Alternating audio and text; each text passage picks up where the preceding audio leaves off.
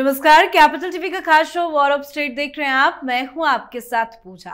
बिहार में नई सरकार के गठन के साथ ही विधानसभा अध्यक्ष पद को लेकर तस्वीर साफ हो गई है। बीजेपी के वरिष्ठ विधायक डॉक्टर प्रेम कुमार को निर्विरोध और सर्वसम्मति से बिहार विधानसभा का अगला अध्यक्ष चुना गया है। चुनाव की औपचारिक घोषणा होते ही सदन में हर हर महादेव और जय श्री राम के नारे भी गूंज उठे। तो वहीं जब से बिहार में एनडीए सरकार का गठन हुआ है, सरकार पहले से ज्यादा आक्रामक नजर आ रही है। बिहार में योगी मॉडल की तरह बुलडोजर एक्शन तेज हो गया है। अवैध निर्माणों पर धड़ाधड़ एक्शन हो रहा है। तो वहीं इन सब के बीच लालू परिवार अपने आलिशान बंगले को लेकर घिर चुका है। दरअसल पटना में लालू यादव के परिवार का नया प्रोजेक्ट बंगला बन रहा है। बंगला भी ऐसा वैसा नहीं है, 20 फीट ऊंची ऊंची दीवारों वाला पूरा किला है। बाहर से कोई देख भी ना सके, इसके लिए दीवारें इतनी ऊंची बनाई गई है। इधर राबड़ी देवी को सरकार ने पुराना सरकारी बंगला खाली करने के लिए कहा था, पर उन्होंने खाली करने से साफ साफ मना कर दिया। उधर उनका निजी बंगला तेजी से बन रहा है और यहीं से विवाद शुरू हुआ। अब बीजेपी का आरोप है कि इस बंगले को बनाने में भ्रष्टाचार का पैसा लगा है। अगर ऐसा है तो ईडी कभी भी इसे जब्त कर सकती है। तो बंगला विवाद में कैसे फंसा लालू परिवार और आरजेडी के अंदर क्या चल रहा है, आपको बताएंगे। और इन तमाम मुद्दों पर चर्चा के लिए मेरे साथ स्टूडियो में मौजूद हैं कैपिटल टीवी के editor in chief doctor Manish Kumar और एग्जीक्यूटिव एडिटर राजीव जी। सर, आप दोनों का बहुत बहुत स्वागत है। धन्यवाद। सर, लालू यादव ने इतना आलिशान बंगला बनवा लिया है, क्या है ये पूरा बंगला विवाद? क्योंकि बीजेपी तो कह रही है कि ये भ्रष्टाचार के पैसे से बन रहा है। देखिए, 10 सर्कुलर रोड पे इनको घर मिला हुआ था जी। तो इनको लगा था कि बस जीवन भर के लिए हो गया, कि यहाँ से हमें कोई नहीं निकाल सकता। अब उनको 39 हार्डिंग रोड दे दिया गया, तो उन्होंने कहा कि हम यहाँ शिफ्ट नहीं करेंगे, सरकारी बंगले में नहीं जाएंगे, अभी हम इधर ही रहेंगे। अब सवाल कई सारे उठ रहे हैं कि आपने लोगों को हिंट दिया कि वो अपने मकान में जाएंगे। पत्रकार लोगों ने ढूंढना चालू कर दिया, भाई कहाँ बन रहा है इनका घर। और जब सामने तस्वीरें आई तो सबका मुंह जो है खुला का खुला रह गया। 2-4 चीज़ें समझ लीजिए, पटना की नॉर्मल ज़मीनें दिल्ली, गुड़गांव, नोएडा, मुंबई से ज़्यादा महंगी है। और वो दिखने से तो लग रहा है कि 2-3 एकड़ में वो घर है। आगे भी लॉन है, पीछे भी लॉन है, पता नहीं पीछे और भी कितनी ज़मीनें होगी। और बताया जा रहा है कि यूरोपियन कोई स्पेनिश आर्किटेक्चर के ऊपर आधारित वो मकान बनाया गया। तो कई सारे लोग मजाक में कह रहे हैं कि भाई उधर कहाँ शिफ्ट करती, उधर उसमें तो सिर्फ 6 ही कमरा है, बच्चे इनके 9 हैं, तो कम से कम 1 बेडरूम तो होना चाहिए। यहां बताया जा रहा है कि 12 बेडरूम है, अलग अलग सुविधाएं हैं। और सवाल ये उठ रहा है कि भाई पैसा कहां से लाए?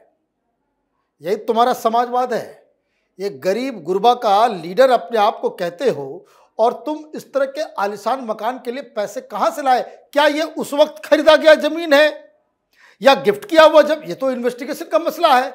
आप क्या काम करते हो? ऐसा कौन सा बिजनेस जो है राबड़ी देवी और लालू यादव करते हैं कि आपके पास इतने पैसे आ गए इतने बड़े आलिशान मकान बनाने के लिए?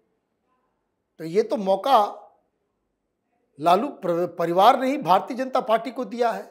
अब बयानबाजी तो हो रही है, अब इसके ऊपर कोई लीगल एक्शन हो जाए तो फिर एक बड़ी मुसीबत आ जाएगी लालू यादव के ऊपर। और एक्शन के संकेत भी मिल रहे हैं, क्योंकि जिस तरह से सम्राट चौधरी काम कर रहे हैं, धड़ाधड़ वहां पे बुलडोजर चल रहा है, अवैध निर्माण को ढाया जा रहा है।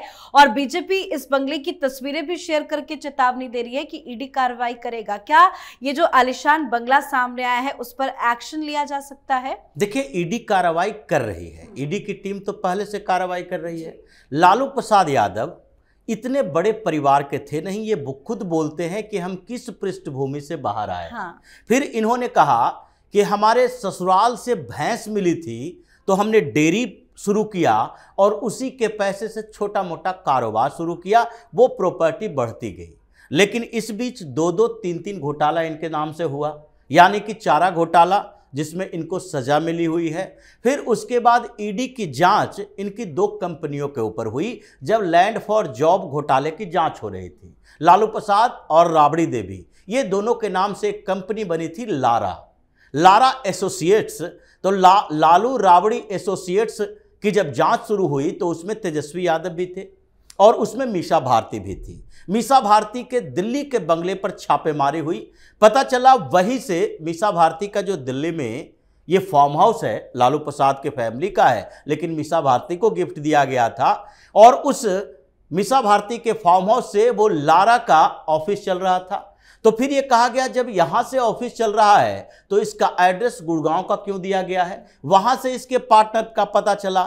मतलब लालू प्रसाद यादव की जितनी कंपनियां ये अवैध तरीके से चला रहे थे, जिसमें कहा जा रहा था कि 2 तरह के घोटाले रेल मंत्री रहते हुए इन्होंने किया। एक IRCTC घोटाला जिसमें इन्होंने टेंडर गलत तरीके से दिया और उसके बदले कमीशन ली, जिसमें लारा एसोसिएट्स भी फंसा हुआ था कि उस कंपनी के साथ इनकी डील हुई और रियल एस्टेट में उस कंपनी ने पैसे दिए जिसके आधार पर गुरुग्राम में भी इसने फ्लैट खरीदे। तो ये जो लैंड फॉर जॉब इनकी कंपनियां और उसके साथ जुड़े हुए इनके जमीनें जो लैंड फॉर जॉब के माध्यम से इनके बेटे बेटियों को अलग अलग लोगों ने इनडायरेक्टली दिया था, इनके कुछ सहयोगी के नाम से, इनके पर्सनल असिस्टेंट के नाम से, और वो मुंह बोला भाई मुंह बोली बहन ये सब के नाम से गिफ्ट करता था। तो अब ये जांच तो होना ही है कि जो बार बार ये कहा करते थे कि अगर हमने चारा घोटाले में पैसे लिए हैं तो पैसा कहाँ है। तो ये बताना पड़ेगा आपको कि आप इतने दिन तक सांसद रहे, मंत्री रहे, मुख्यमंत्री रहे, उस बीच आपकी कमाई कितनी हुई, आपको कितना पेमेंट मिलता था जो ये सैकड़ों करोड़ का बंगला बनाने का पैसा आपके पास आया। उसके बाद अगर आपके पास मंत्री बने हुए रहने, मुख्यमंत्री के पैसे से नहीं बनाए, तो फिर आपके परिवार का कौन सा ऐसा बिजनेस है जिसके आधार पर ये नया शीश महल बना रहे हैं बिहार में, फुलवारी शरीफ के अंदर। तो ये जांच तो होनी ही है। और इसी जांच के कारण पिछले दिनों जब सुशील कुमार मोदी थे तो उस समय उन्होंने कई आरोप लगाए थे। मिट्टी घोटाले का भी लगाया कि मॉल में कैसे खुदाई होती है और मिट्टी बेच दी जाती है, और तेज प्रताप यादव, तेजस्वी यादव की कंपनी है बिहार के अंदर, पटना के अंदर 2 मॉल जिसमें तेजस्वी और तेज प्रताप की हिस्सेदारी थी उसके आरोप भी लगे हैं और उसकी जांच भी चल रही है। तो ये सारी जांच एजेंसियां जो अलग अलग मामलों की जांच कर रही है अब तो केंद्रित होगी उस पैसे के ऊपर कि आप इनकम का सोर्स दिखाओ जिससे आप करोड़ों करोड़ का ये बंगला बना रहे हो। इसीलिए इसकी बात सामने आने के बाद ही भारतीय जनता पार्टी ने आरोप लगाया, आगे लीगल फाइट किया जाएगा, इसमें FIR दर्ज किया जाएगा और उसकी जांच की जाएगी। लगता है कि ये आलीशान बंगला शीश महल इनका जब्ती की कगार पर चल रहा है वाकई में, क्योंकि अब तो साफ साफ दिख रहा है कि जांच के घेरे में ये जो नया आलिशान बंगला है वो आ गया है। लेकिन सरकार जिस तरह से काम कर रही है, चाहे वो अवैध निर्माण पे बुलडोजर चलाना हो, जिस तरह की बयानबाजी हो रही है, एनकाउंटर तक हो रहा है, सरकार का फोकस तो क्लियर है। सत्र की भी शुरुआत हो चुकी है, सत्र चल रहा है, स्पीकर का भी चयन हो गया, लेकिन महागठबंधन के अंदर क्या चल रहा है, आरजेडी के अंदर क्या चल रहा है? देखिए, आरजेडी वाले कंफ्यूज हो गए, भाई होगा क्या, करेंगे क्या। अभी इतने बुलडोजर चल रहे हैं, आप मीडिया में बयान देने के अलावा आपके पास क्या है? आप तो ये चिंता में चिंतित हैं कि तेजस्वी यादव का क्या होगा। आपके पास तो इतनी संख्या भी नहीं आई कि आपको नेता प्रतिपक्ष बनाया जाए। भाई स्पीकर का चुनाव हो गया, वो भी स्ट्रेटजिकली किया गया, तो ये तो सारी चीजें हो रही है। कुछ नहीं हो रहा है तो वो तेजस्वी यादव के साथ हो रहा है। आप देखिए कि किस गमगीन चेहरे के साथ उन्होंने शपथ लिया, वो वीडियो देखने के लायक है। किसी से बात भी नहीं कर रहे हैं मीडिया पे, किसी से ना बात किया ना कुछ किया। ये नेताओं की का लक्षण नहीं है।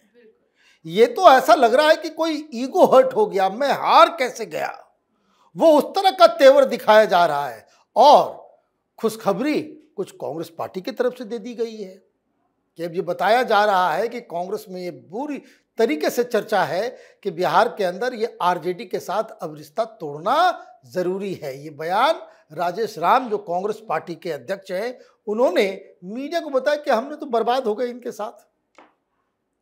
कम से कम हम लोग अपने दम पे लड़ लिए होते तो राज्य भर में हमारा संगठन खड़ा हो गया होता, हमारे नेता खड़े हो गए होते और इससे कहीं ज्यादा सीट हम जीत करके आए होते।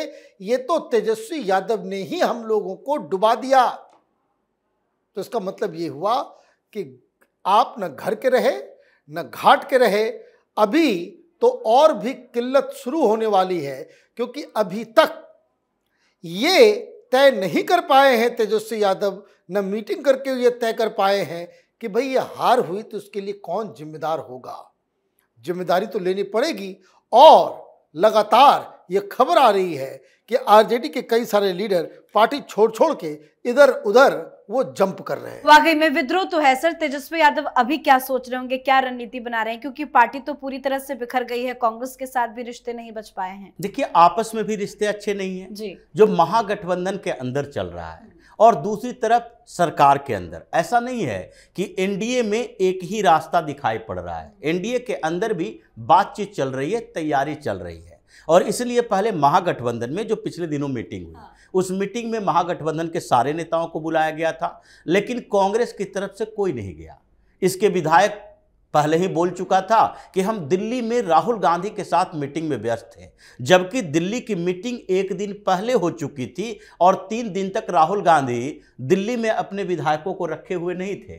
लेकिन उसके बावजूद उस मीटिंग में कांग्रेस की तरफ से कोई नहीं गया, जिसके कारण तेजस्वी यादव और कांग्रेस के बीच ये दरार और तेजी से बढ़ती हुई दिखाई पड़ी। दूसरे स्तर पर ये जो तेजस्वी यादव अभी नेता प्रतिपक्ष के तौर पर सदन के अंदर थे, सारे लोग शपथ लेकर सारे विधायक जा रहे थे, सबसे मुलाकात हो रही थी, तेजस्वी यादव को भी मजबूरी थी मुलाकात करना। लेकिन इस बीच रामकृपाल यादव ने एक बड़ा काम कर दिया, तेजस्वी यादव की तरफ गए। तेजस्वी यादव उठने की कोशिश की, लेकिन ये मुड़कर चले गए। बार बार उनसे पूछा गया कि भाई तेजस्वी यादव के साथ इतने कैसे खराब रिश्ते हो गए, तो उन्होंने सारी बात बताई कि हम तेजस्वी यादव से नहीं बल्कि इन परिवार के उस नेचर से हमें दुख होता है कि कैसे इन लोगों ने अपने परिवार के चक्कर में ये बिहार को तो बर्बाद किया ही, लेकिन पार्टी संगठन में भी सिर्फ परिवारवाद के चक्कर में हम जैसे नेताओं को छोड़कर जाना पड़ा। इसीलिए जब रामकृपाल यादव मंत्री हैं, तेजस्वी यादव नेता के तौर पर बैठेंगे सदन के अंदर, तो ये ह्यूमिलिएशन तो हर रोज उनको सहना पड़ेगा। लेकिन महागठबंधन में ये राजद के अंदर की बात है कि राष्ट्रीय जनता दल में तेजस्वी यादव को नेता तो मान लिया गया, लेकिन उस मीटिंग में भी राजद के तकरीबन 12-13 विधायक जो थे वो उनके साथ खड़े नहीं थे। ये मनेर के विधायक भाई वीरेंद्र है, वो चीख कर बोल रहा था और उस समय गिनती की गई तो 25 की संख्या में से 12-13 विधायकों की संख्या थी। तो इसलिए अभी महागठबंधन में कुछ और होना बाकी है, लेकिन एनडीए में उससे भी ज़्यादा होना बाकी है, क्योंकि पिछले दिनों अमित शाह ने यहाँ मीटिंग ली थी और उसमें ललन सिंह, संजय झा दोनों आए थे, कुछ अधिकारी भी बिहार के आए थे और उनसे यही पूछा गया कि भाई आप बताओ कि नीतीश कुमार आगे क्या करने वाले हैं, किसको अपना उत्तराधिकारी बनाने वाले हैं। हालांकि ये दोनों चुप रहे, लेकिन कुछ अधिकारियों ने बताया कि वो अपना डिसीजन कुछ समय के बाद बताएंगे प्रधानमंत्री मोदी से 1 to 1 मिलकर कि आगे की रणनीति बिहार की क्या होगी। इसलिए भारतीय जनता पार्टी गृह मंत्रालय लिया, उसके बाद स्पीकर के पद पर विवाद चल रहा था, स्पीकर का पद भी भारतीय जनता पार्टी के पास आया।